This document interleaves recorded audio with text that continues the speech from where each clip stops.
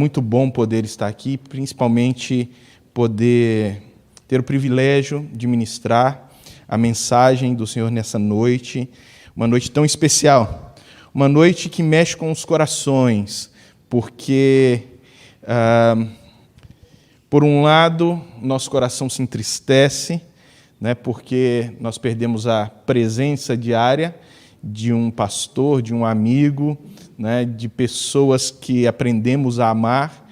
Por outro, nosso coração se alegra e pulsa de esperança por ver que o Senhor, Ele, na condução da sua igreja, está impulsionando esse corpo para dar um equibalo, né, que é a palavra usada para o envio de pessoas de dentro da igreja para a obra missionária. Equibalo é como se fosse uma tradução, gosto de uma tradução que o pastor Roberto, antigo presidente da AMEL, ele usava, ele falava assim, o equibalo é como se fosse um chute no traseiro. A igreja dá um chute no traseiro da pessoa e fala, vai embora, né? Mas vai para a glória de Deus, vai porque nós estamos com você. Você não vai sozinho, você está sendo enviado.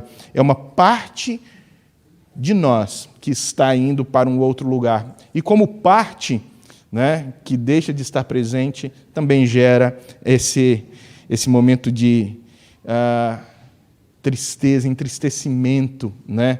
Mas é um entristecimento bom. Nesse caso, é um entristecimento bom. Quando eu fui chamado para poder trazer a mensagem, essa noite eu fiquei pensando, tá, o que eu poderia falar àqueles irmãos em um dia tão especial. E falar sobre a obra missionária é falar sobre aquilo que Deus está fazendo em nível global. É pegar os nossos olhos, enxergar o que Deus tem feito na nossa comunidade, feito próximo de nós, na nossa pequena Jerusalém, ver a glória dele sendo manifestada no nosso meio, ver a glória dele na vida de cada pessoa que está sendo tocada pelo poder do Espírito, mas, ao mesmo tempo, estender os olhos e olhar adiante e perceber o que Deus está fazendo por toda a terra. Ver o Deus que age gloriosamente, salva pessoas, chamando pessoas pelo poder do Evangelho, para fazerem parte do seu reino eterno. E essas pessoas que são de outras línguas, nações, tribos, um dia estarão juntas conosco como uma só família, celebrando o Cordeiro, celebrando o Deus de toda a salvação. E esse é o momento quando nós falamos sobre a obra missionária e nos deslumbramos pela grandiosidade do poder do nosso Deus. Nós temos essa noção mais ampla, nós conseguimos olhar para fora das nossas janelas e conseguimos contemplar a glória desse Deus que é um Deus salvador, um Deus que é um Deus bondoso, um Deus que é um Deus misericordioso.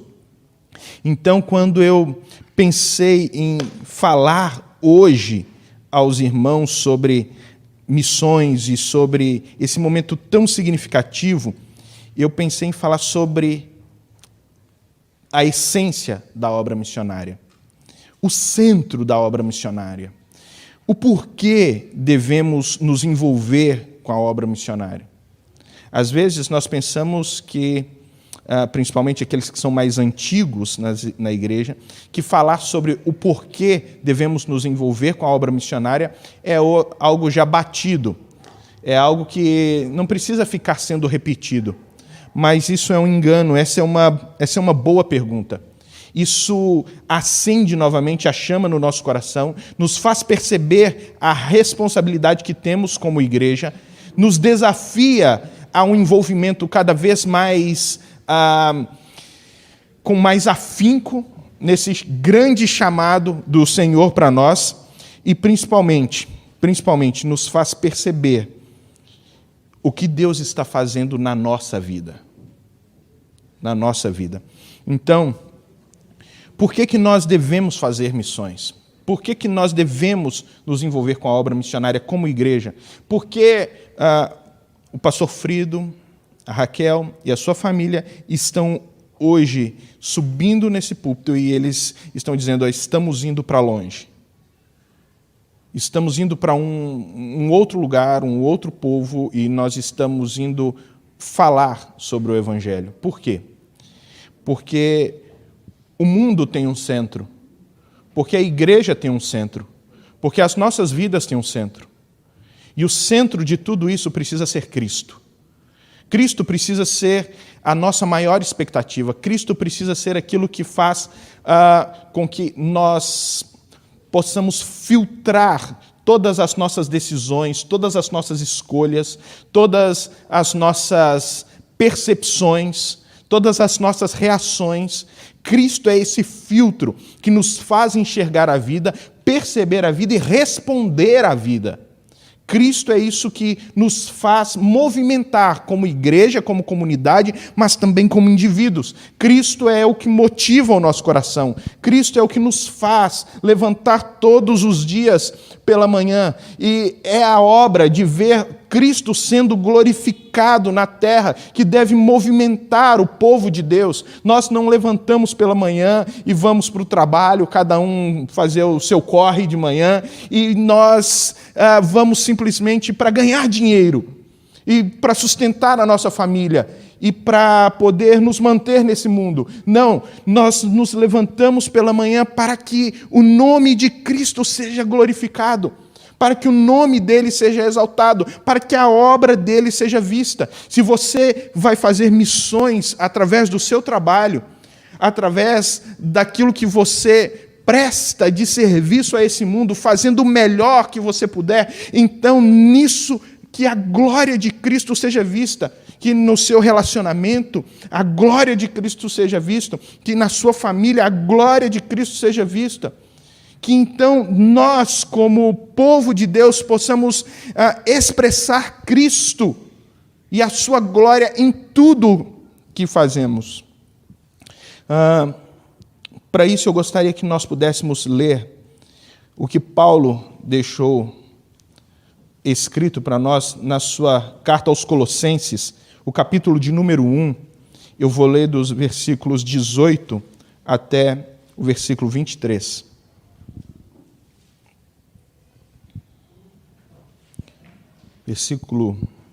Colossenses 1, 18 a 23.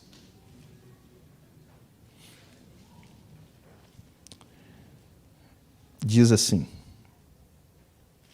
Ele é a cabeça do corpo, que é a igreja, é o princípio, o primogênito dentre os mortos, para que em tudo tenha supremacia, pois foi do agrado de Deus que nele habitasse toda a plenitude, e por meio dele reconciliasse consigo todas as coisas, tanto as que estão na terra quanto as que estão nos céus, estabelecendo a paz pelo sangue derramado na cruz.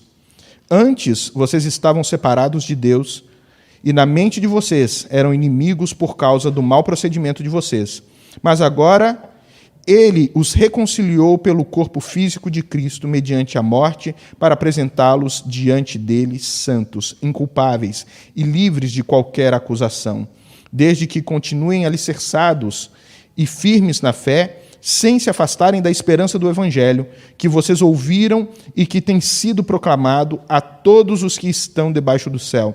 Este é o Evangelho, do qual eu, Paulo, me tornei ministro. Irmãos, nós podemos nos perguntar às vezes por que uma pessoa sai do meio da sua congregação, do meio daqueles a quem eles amam e do meio daqueles que os amam. Porque existe esse chamado poderoso de Deus, uma convicção poderosa de que Deus os está impulsionando para outro lugar, que a pregação do Evangelho a outros faz com que a sua identidade acabe se formando, e ele não se enxerga mais sem realizar aquilo que o próprio Deus o está impulsionando, sem cumprir o chamado que o próprio Deus o está convocando para realizar. Paulo vai dizer que ele vai falar assim: ai de mim, se eu não pregar o Evangelho. Ai de mim, se eu não pregar o Evangelho. Quando ele fala esse ai de mim, ele está falando, eu posso me desfazer, eu vou perder a minha identidade, eu vou deixar de ser quem sou, deixar de me entender como sou, se eu deixar de cumprir a tarefa para a qual eu fui incumbido pelo Senhor. Era por isso que Paulo, ele foi esse grande pastor, grande missionário, grande teólogo, que levou a glória de Deus aos 4 cantos do Império Romano. Mas você levar esse evangelho, você se comprometer com esse evangelho, você precisa estar realmente disposto a ouvir a voz de Deus.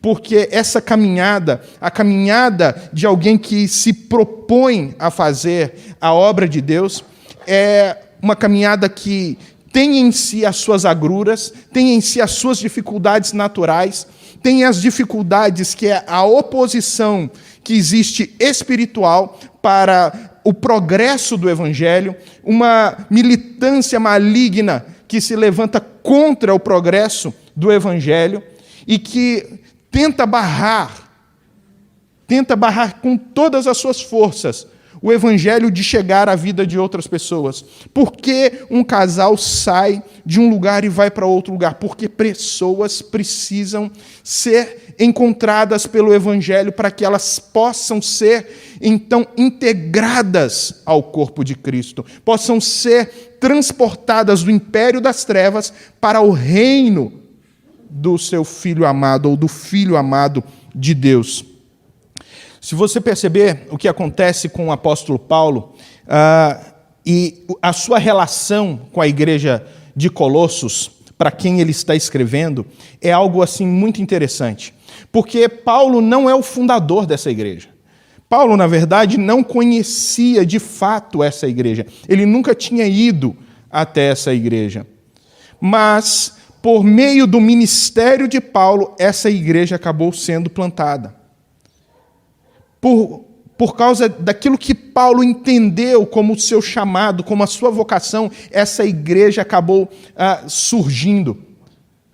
Foi quando houve um grande problema teológico na igreja, que os apóstolos resolveram, juntamente com seus presbíteros, se reunirem em Jerusalém para poder debater questões teológicas, porque quando você tem problemas teológicos, quando você tem problemas de fundamento, então você para tudo, toda a obra, e você resolve os problemas teológicos, e depois de resolvidos esses problemas, você volta com toda a força para poder cumprir a sua vocação, porque uma boa teoria, ela gera automaticamente uma boa prática. E é isso que os apóstolos fazem.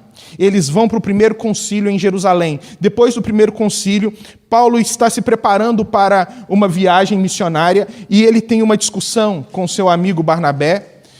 E ali a dupla dinâmica do Novo Testamento acaba sendo dividida. Então, Barnabé e João Marcos vão para um lado, Paulo e Silas vão para outro. Eles saem de Jerusalém, eles vão em direção à Galácia, eles entram na Galácia, passam por Listra, Derbe, e ali eles pegam o discípulo amado de Paulo, que é Timóteo. Eles, então, tinham um projeto, o projeto deles era ir para Ásia, eles queriam entrar na Ásia, mas diz as Escrituras em Atos que o Espírito do Senhor os impediu de ir para a Ásia. Então eles refizeram as suas estratégias e disseram, nós vamos para Bitínia, nós vamos pregar o Evangelho na Bitínia, mas diz que o Espírito de Deus, o Espírito de Jesus os impediu de entrar na Bitínia.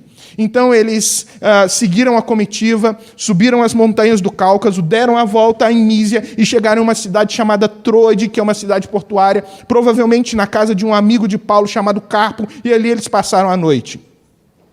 Aquela noite, Paulo teve uma visão de um homem macedônio que dizia, passa a nós, vem até nós e nos prega o Evangelho. Ao invés, então, de Paulo atender aquele primeiro desejo do seu coração de ir para a Ásia, agora ele está sendo convocado pelo Espírito para ir para a Europa. Ao invés de ir para a direita, o Espírito de Deus o está enviando para a esquerda. Ele está sendo enviado para pregar o Evangelho na Europa. E é isso que ele faz. Ele sai de Troade, ele passa por Traconites, chega em primeiro lugar em uma cidade chamada Filipos. E ali pregando, na beira do rio, havia umas mulheres lavando roupas, uma moça chamada Lídia era vendedora de púrpura, e ali diz que Paulo prega o evangelho, mas que o Senhor converte o coração de Lídia.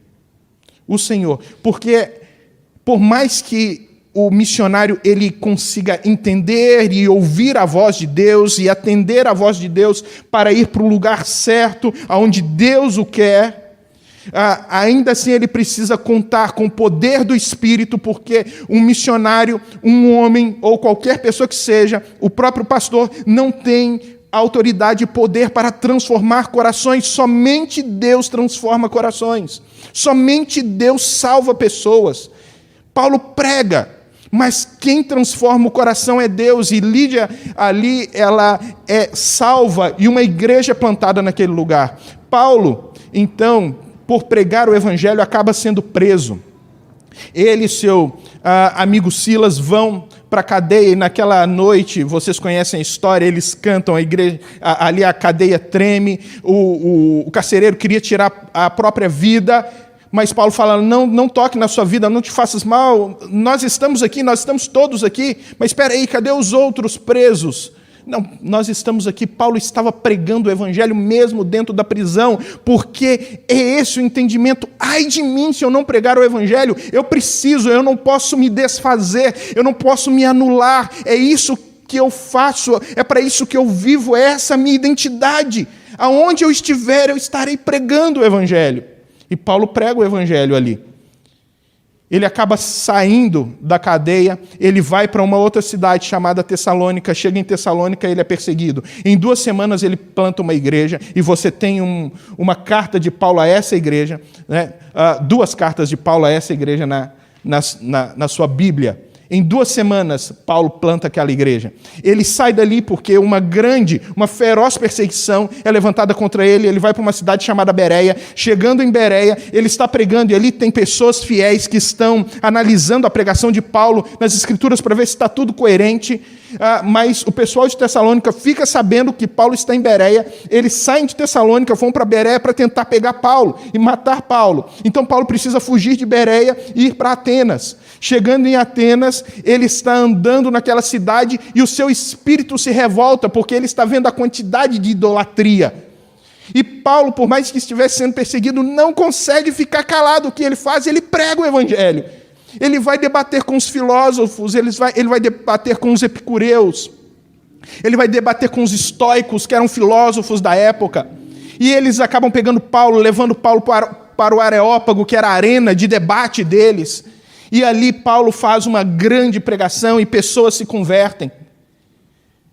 Pessoas encontram a Cristo no centro de toda a filosofia do mundo antigo.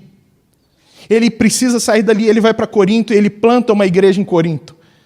E em Corinto ele é perseguido e um dos seus amigos é quase morto. Ele passa ali 1 ano e meio e depois ele precisa sair dali, ele vai para Éfeso. E chegando em Éfeso, novamente ele é perseguido. Uma grande turba é levantada por causa da pregação de Paulo, porque Paulo não para de pregar, ele não para de anunciar o evangelho. E a pregação de Paulo gerou uma grande crise econômica naquela cidade. Por quê? Porque as pessoas que adoravam a deusa Diana e viviam da venda dos nichos daquela deusa começaram a ter prejuízo, porque pessoas começaram a se converter. A pregação de Paulo abalou a economia daquela cidade. A pregação de Paulo gerou uma ação tão poderosa que pessoas levavam os seus livros de feitiçaria para a praça pública e faziam montes daqueles livros, com aqueles livros, e colocavam fogo. Foi nessa cidade que Paulo não conseguia atender a demanda de pessoas que estavam se convertendo, e então ele entregava um lenço seu, e aqui as pessoas que estavam doentes, ao serem tocadas pelos lenços de Paulo, elas ficavam curadas. Isso não é uma estratégia para hoje, que fique claro, né? Isso é para aqueles dias. Mas ali também ele plantou uma forte igreja. E essa forte igreja também teve um bom seminário.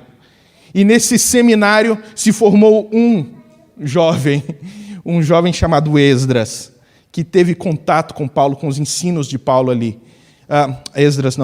Epáfras. E Epáfras, então, ele sai por ali, por aquela região, perto de Éfeso, a região chamada Vale do Rio Lico. E ele prega em Laodiceia, ele prega também em Hierápolis, e ele prega em Colossos. E surgem, então, igrejas ali. Se vocês perceberem, o movimento de um homem que tem uma profunda convicção de que ele foi chamado para pregar o Evangelho, sempre vai levar outras pessoas a se engajarem nesse processo. E o avanço do Evangelho é um poder que não pode ser contido. E nós não conseguimos mensurar aonde esse poder pode chegar quando uma pessoa toma uma decisão de fazer a vontade de Deus. Mas também é óbvio, como eu disse, vocês viram em cada local oposição, e forte oposição à pregação do Evangelho. E agora em Colossos existe uma forte oposição.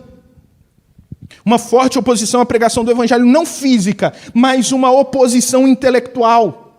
E essa igreja, ela está lidando agora com pensamentos estranhos à fé cristã, que estão entrando e fazendo com que as pessoas tivessem noções e conceitos errados sobre a fé. E Paulo, então, é procurado por Epáfras, e Epáfras pede ajuda e diz: Paulo, ajuda a gente a resolver essas questões, porque existem algumas filosofias, tanto judaicas quanto de outras religiões, que estão entrando dentro da igreja e estão pervertendo o conceito do Evangelho. Então Paulo escreve essa carta. E o texto que nós acabamos de ler é um trecho da carta de Paulo que é um hino. É um hino, é uma música que eles cantavam. E é a segunda parte dessa música. Na primeira parte, ele apresenta Cristo, e ele apresenta Cristo como o Senhor, o Criador de todas as coisas, como Deus que é detentor de todo o poder. Ele vai dizer que tudo foi feito por Ele. Cristo é aquele que governa todo o cosmos. Mas ele não governa só o cosmos como sendo um Deus que é meramente transcendente e que não lida com o seu povo. Ele também é o cabeça da igreja. E Paulo, ele vai trazer essa noção da importância de Cristo para a igreja, porque Cristo é o centro da igreja. Cristo é o centro do universo. Cristo é o centro da vida de cada cristão. E ele vai falar: se vocês querem ter uma boa igreja, se vocês querem ser bons cristãos, lembrem-se de quem Cristo é. Coloquem Cristo no centro da vida de vocês. Então, se nós queremos também ser uma boa missão e fazer uma boa missão, nós precisamos trazer Cristo para o centro. Nós precisamos entender que os povos precisam de Cristo. Assim como nós precisamos de Cristo, como a nossa igreja precisa de Cristo. E nenhuma outra doutrina na história da igreja foi tão atacada quanto a doutrina de Cristo. Nenhuma outra doutrina foi tão atacada na história da igreja quanto a doutrina de Cristo. E Paulo, então, ele vem dizendo: olha, sabe quem é Jesus? Jesus é o cabeça do corpo que é a igreja. Ele está dizendo: ele é o Senhor da igreja. Ele é quem comanda, ele é quem governa a igreja. É essa cabeça orgânica. O corpo, ele segue todas as instruções da igreja, da cabeça, que é Cristo. Nós estamos nele, ele está em nós. Ele é a nossa salvação. Nós só temos uma identidade, de fato, quando estamos realmente conectados com Cristo. Se uma igreja ela perde a conexão, a centralidade de Cristo, ela se torna uma igreja esquizofrênica. Se nós fazemos missões sem levar em consideração a centralidade de Cristo e a importância da mensagem do Evangelho, que é Cristo, então também estamos fazendo uma missão esquizofrênica. Por quê? Ele vai dizer: ele é o princípio. Quando ele diz ele é o princípio, está trazendo a ideia aqui de que ele é o início por meio do qual tudo teve o seu surgimento. Foi por meio de Cristo. Se você se lembrar, João vai falar no seu evangelho. No princípio era o Verbo, e o Verbo estava com Deus, e o Verbo era Deus. Tudo foi feito por meio dele, e nada do que foi feito sem ele se fez. Ele está dizendo, tudo que veio à existência veio por causa dele. Ele é a fonte da vida, a fonte de toda a existência. Você perder a noção de quem você é como ser humano, uma pessoa perder a noção da sua importância como ser humano, é você perder de fato a noção de quem Jesus é, de quem Cristo é. Entender o que é dignidade humana é entender quem nós somos em Cristo e a importância que nós temos para Cristo. Nós podemos olhar para aquilo que Deus está fazendo nessa igreja hoje à noite, com o chamado que Ele está dando a uma família específica nessa igreja hoje à noite, para um lugar específico hoje à noite. Eles estão indo para um lugar onde a maior dificuldade que eles vão enfrentar são as dificuldades parecidas com a dificuldade que a igreja de Colossos estava enfrentando. São perseguições, problemas, dificuldades a nível intelectual, filosófico, de formação do indivíduo como ser humano. São pessoas que, em muito, perderam já a noção da divindade, aonde impera o secularismo, aonde impera o ateísmo. Então, são pessoas que realmente estão precisando voltar novamente a rever, a perceber que a vida ela tem um centro, e esse centro está em uma pessoa, que é Cristo. Assim como Paulo está mostrando para aquela igreja, olha, veja como Cristo é importante para que a vida se faça, para que a vida aconteça. Nós, como igreja hoje à noite, e principalmente a família Krieger, tem essa responsabilidade de levar essa mensagem para um lugar que perdeu há muito tempo a noção da centralidade de Cristo. O texto vai dizer que ele é o primogênito dentre os mortos, é aquele que teve, aquele que vem antes, né? Aquele que tem a primazia. Ele foi o primeiro a desfrutar desse corpo glorificado, ele não foi o primeiro a ressuscitar. Nós sabemos que existiram outras ressurreições antes, até mesmo praticadas por ele, mas ele foi o primeiro a ressuscitar e ter um corpo glorificado e não morrer novamente. Os outros todos voltaram a morrer. E lembra, essa é a nossa esperança. Ele ressuscitou para que nós pudéssemos ter a esperança de que um dia, irmãos, nós vamos ressuscitar com ele. A mensagem da igreja, às vezes, tem se perdido porque tem se tornado uma mensagem de esperança que visualiza apenas um bem-estar terreno. São esperanças temporais, transitórias.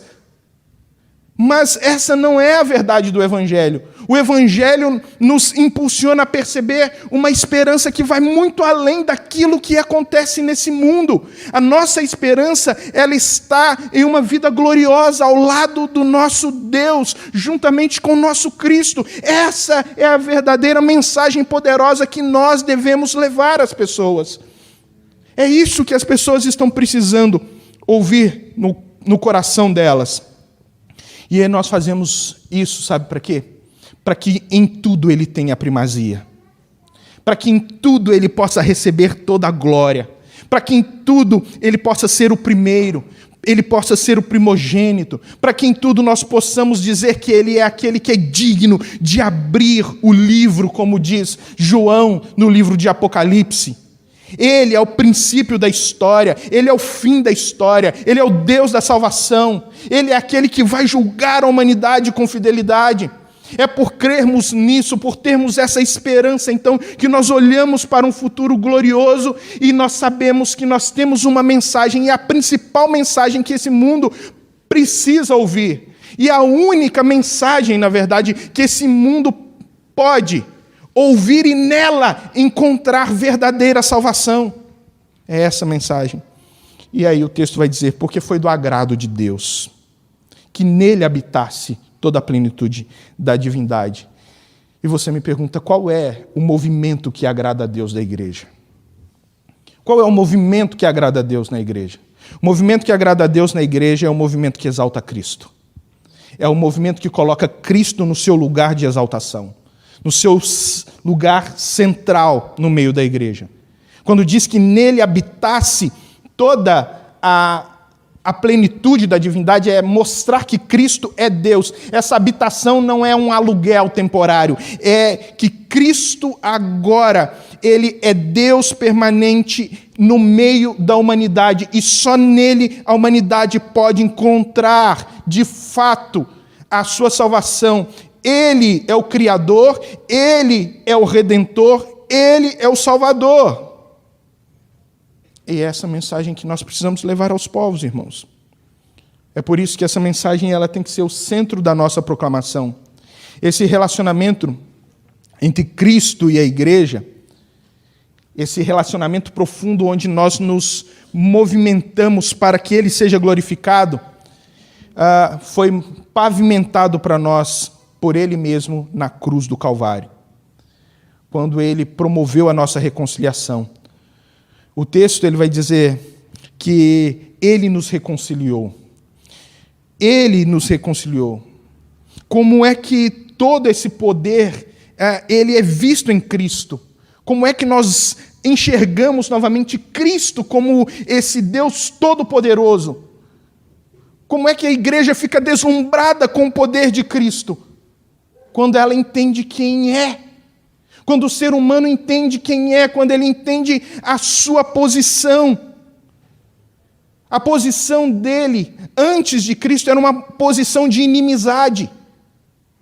Era uma posição de rompimento com o ser divino. Mas na cruz ele nos reconciliou. Ele nos tornou novamente amigos. Ele nos convidou para a mesa do Pai. Ele nos convidou a uma adoção, a uma filiação. Cristo pavimentou esse caminho para que nós pudéssemos hoje estar aqui, irmãos, na presença de Deus. Tudo isso por meio da cruz. Tudo isso por meio da cruz. Então, se você percebeu o mundo hoje, ela tem muitas ideias sobre surgimento da vida, sobre como tudo aconteceu, o que realmente é Deus, ou como é que o ser humano pode alcançar algum tipo de salvação. Você tem vários filósofos naquela região ali da Europa que construíram a mentalidade moderna, secular e ateísta. Você tem, por exemplo, Nietzsche, que disse que Deus morreu. Essa ideia gera um mundo onde Deus ele está totalmente no esquecimento. E todos aqueles que creem em Deus, eles são considerados, na verdade, ignorantes nos círculos mais científicos. Você tem Charles Darwin, o mundo que pode ser compreendido totalmente sem Deus. A ciência acaba assumindo a autoridade para definir aquilo que é verdade ou não. Você tem um outro homem chamado Karl Marx, que diz que tudo é matéria e o mundo só será melhor quando houver uma luta de classes. Nós vemos as consequências disso nas guerras hoje, políticas nos nossos dias. Um outro homem, também Hegel, que vai dizer, que vai nos mostrar que não existem mais verdades absolutas. E assim nós poderíamos citar vários tipos de pensamentos que se organizam naquele local e que vão contra a verdade do Evangelho. Mas o importante, irmãos, é que nós preguemos o Evangelho para que essas pessoas possam voltar a Cristo, reencontrar Cristo, se centrar novamente em Cristo, porque, como diz o texto, o importante na nossa vida é estarmos alicerçados na fé, fundamentados naquilo que é o Evangelho. O Evangelho não é só boas obras. Boas obras é consequência do Evangelho. O Evangelho, irmãos, é a boa notícia de que Cristo veio ao mundo. Ele andou em santidade. Ele morreu por nós no alto da cruz. Ele ressuscitou ao terceiro dia e está sentado à destra de Deus. Essa mensagem é que é a mensagem poderosa para salvar as vidas. Então nós precisamos levar essa mensagem para que essas pessoas que se afastaram da esperança do Evangelho, como diz aí, Paulo recomenda, não se afastem da esperança do Evangelho. Elas se afastaram da esperança do Evangelho há 2, 3, 4 gerações atrás. Elas possam retornar e elas possam novamente alcançar esperança, essa esperança perdida que nós só encontramos em Jesus. Que Deus dê a essa igreja capacidade para se envolver cada vez mais com essa obra, com esse ministério que se inicia hoje aqui. Que Deus conceda graça à família Krieger para que eles possam ser luz no meio daquela nação, naquela cidade, então eles possam espalhar essa esperança que só encontramos em Cristo, e que eles sejam usados poderosamente pelo Espírito para levar Jesus aos corações daquelas pessoas. Que Deus nos abençoe. Amém? Vamos orar mais uma vez? Senhor, te agradecemos, te louvamos e te bendizemos, ó Deus, porque só Tu és gracioso, bondoso e glorioso. Só o Senhor, ó Deus, é digno de ser exaltado entre os povos. Senhor, em nome de Jesus,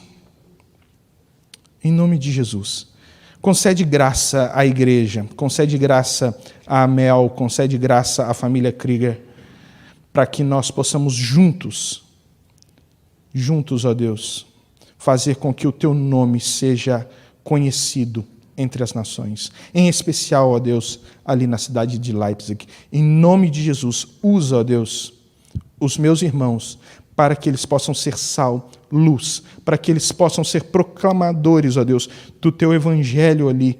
Que o Senhor, ó Deus, nos tempos de dificuldade, possa supri-los, no tempo de oposição, possa ser a força deles, e que, em nome de Jesus, o Senhor, ó Deus, os faça permanecer firmes na esperança que é o Evangelho, para que outras pessoas alcancem esperança na esperança deles. Em nome de Jesus.